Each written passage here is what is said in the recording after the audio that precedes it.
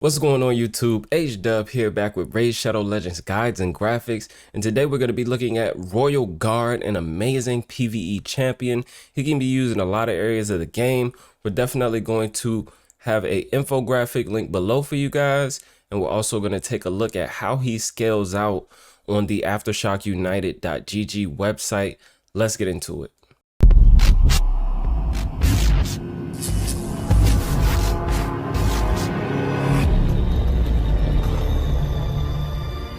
So here we have Royal Guard, Epic High Elves Champion, amazing for PvE content. He can be used in a ton of places in the game.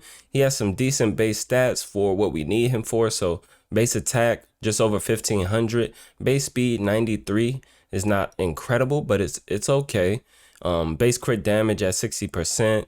No base accuracy though, so, you know, it could be better there, considering we do want some accuracy for what he brings to the table. But let's look at his kit really quickly.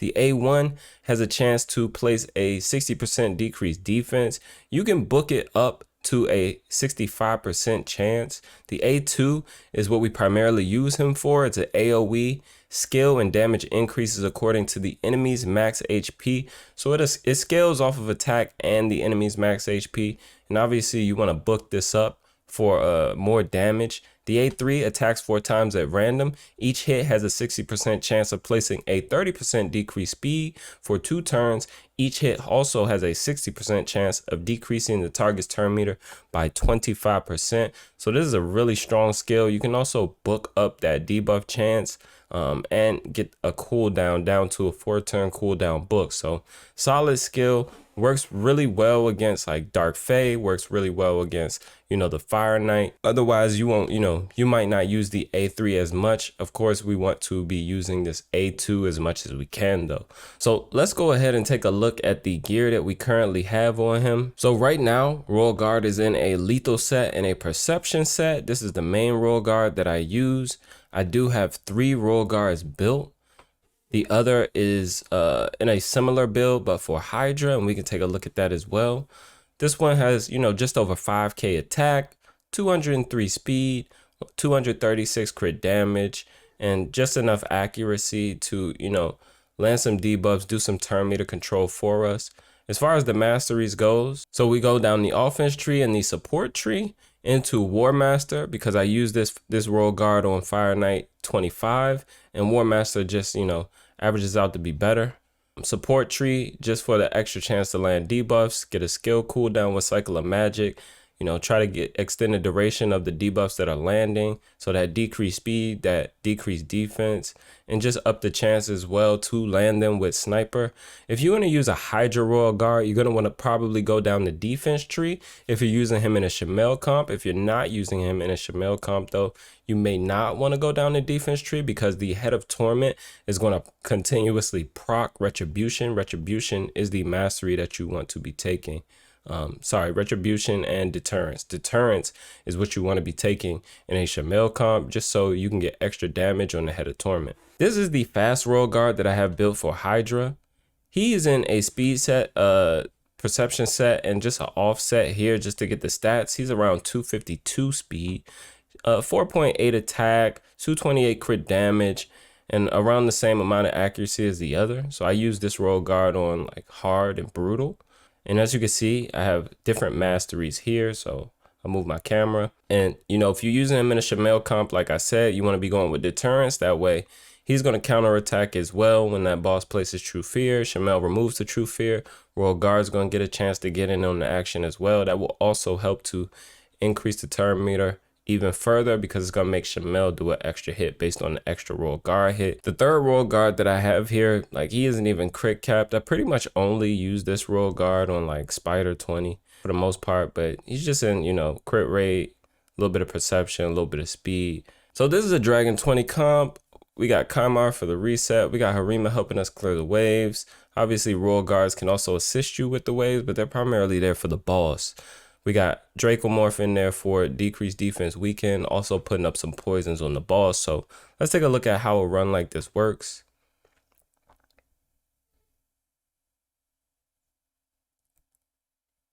So we get decreased defense weaken up, clear there,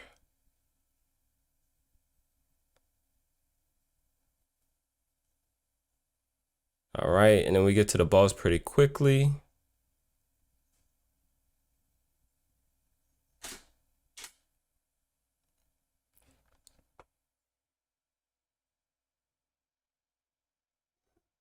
And then Roll Guard is going to come in and give us big smacks so we can get the boss's HP down.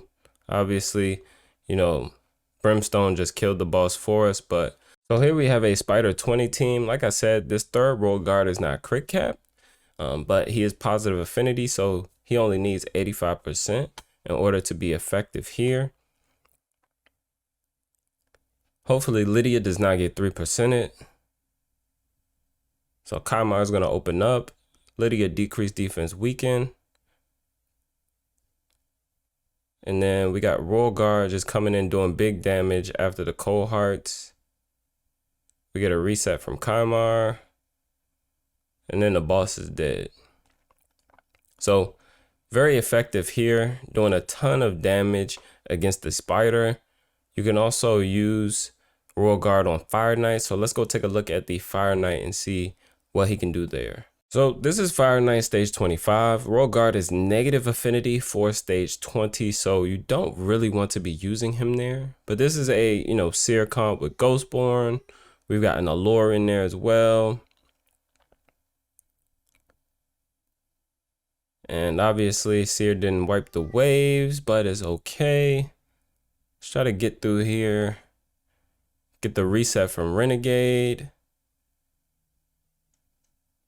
And the Roll Guard cut in a bit prematurely.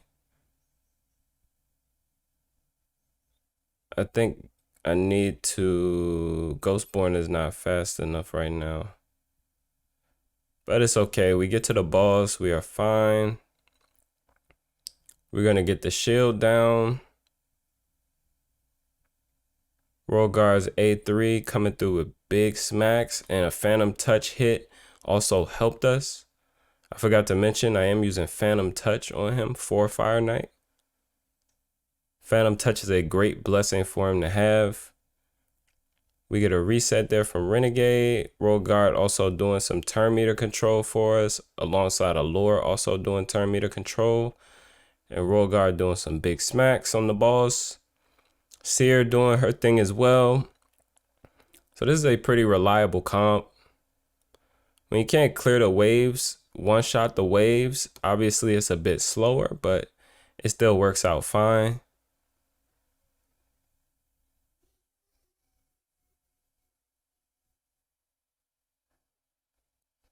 So a minute and a half run is, I'll take it. Roll Guard coming in doing 1.3 mil. Seer obviously doing a ton more damage, but Roll Guard is helping us out with turn meter control. He's helping us out with damage. So very, very, very viable champion here.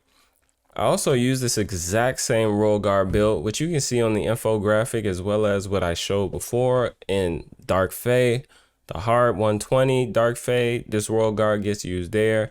It can also be used in the Magma Dragon. I believe I have a Magma Dragon team set right now that has him in it